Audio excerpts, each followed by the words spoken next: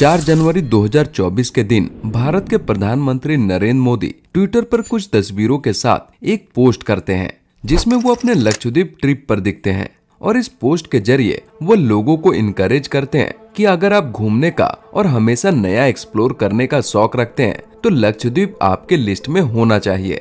लेकिन इस ट्वीट के बाद भारत और मालदीव के सोशल मीडिया पर एक जंग छिड़ गया, जहां मालदीव के मिनिस्टर्स ने पीएम मोदी के खिलाफ आपत्तिजनक ट्वीट किया। वहीं इंडियंस ने एक कैंपेन स्टार्ट किया बॉयकॉट मालदीव का और लक्षद्वीप को विजिट करने का।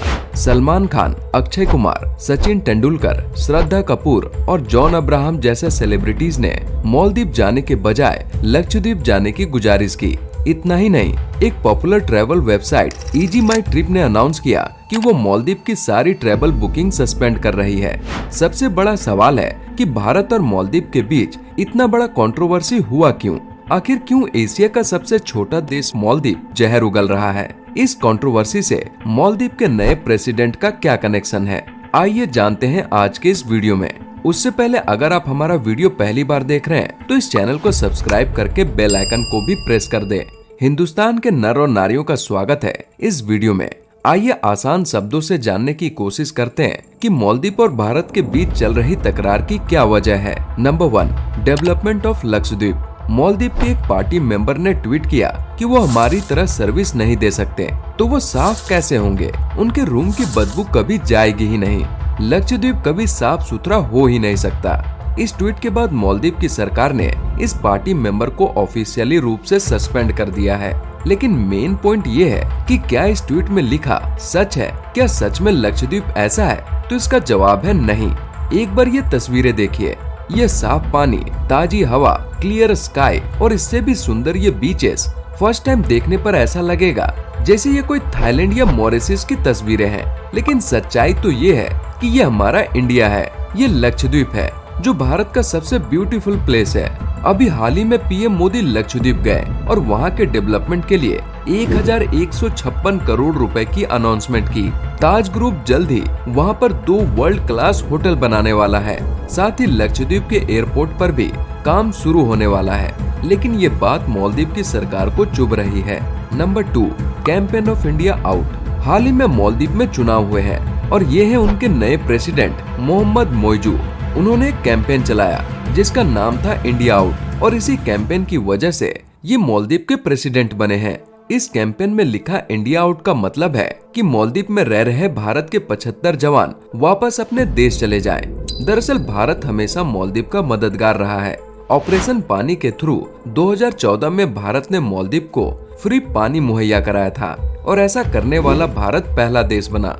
इसके साथ ही कोविड के टाइम भारत ने मालदीव को वैक्सीन भी दी थी। ठीक ऐसे ही भारत ने 2009 में भी मालदीव को कुछ हेलीकॉप्टर गिफ्ट किए थे। उसके बाद कुछ एयरक्राफ्ट भी गिफ्ट किए थे और इन मिलिट्री उपकरणों को मेंटेन करने के लिए हमारे जवान वहां पर रहने लगे। अब मालदीव के नए प्रेसिडेंट को ये मंजूर नहीं था कि भारत के जवान यहाँ रहे, इसलिए उन्होंने भारत को एक फॉर्मल नोटिस भेजा कि आप अपने जवान वापस बुला लें, हमें इनकी जरूरत नहीं है। और अभी पीएम मोदी के लक्षद्वीप जाने के बाद मालदीव सरकार को ये बात चुभ रही है। Number 3, foreign policy of China. आज तक मालदीव के जितने भी प्रेसिडेंट बने हैं, सबसे पहले वो भारत का दौरा करते थे, फिर दूसरे देश जाते थे। लेकिन नए प्रेसिडेंट बनते ही मोइजू सबसे पहले टर्की गए और एक दिन पहले ही वो चाइना के दौरे पर गए। कुछ लोगों का कहना है कि मालदीव की इस नई सरकार का भारत विरोधी रवैया के पीछे कहीं न कहीं चीन का हाथ है, क्योंकि कुछ सालों पहले चीन ने मालदीव को करोड़ों रुपए का कर्ज दिया था। और यही नहीं, चीन ने 20 करोड़ डॉलर लगाकर मालदीव की राजधानी से दूसरे आइलैंड हुले माले तक 2 किलोमीटर का एक लंबा पुल भी बना कर दिया है।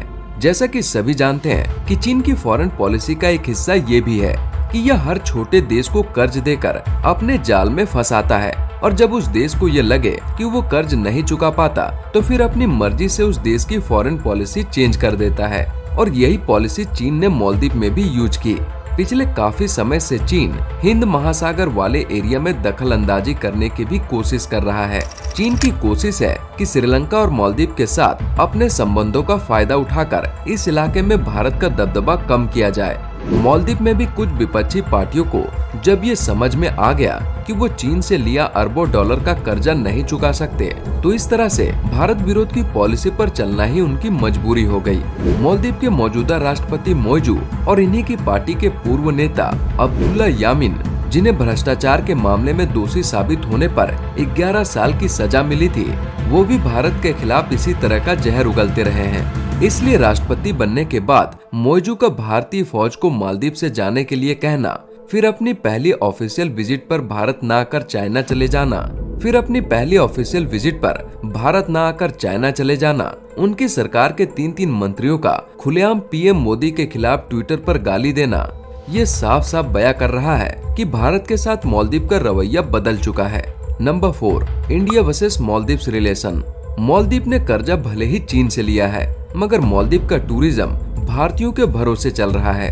अकेले साल 2023 में 2 लाख से ज्यादा भारतीय टूरिस्ट मालदीव गए हैं। हर साल मालदीव जाने वाले टूरिस्ट में सबसे ज्यादा टूरिस्ट भी भारतीय ही होते हैं। यहाँ तक कि मालदीव देश भी भारत से गए डॉक्टरों और टीचर्स के भरोसे चल रहा है। वहाँ पर भारत की मदद से करोड़ों डॉलर की योजनाएं चल रही है। भारत सरकार ने 2 साल पहले मालदीव के 61 द्वीपों के लिए फिटनेस इक्विपमेंट भी दिए।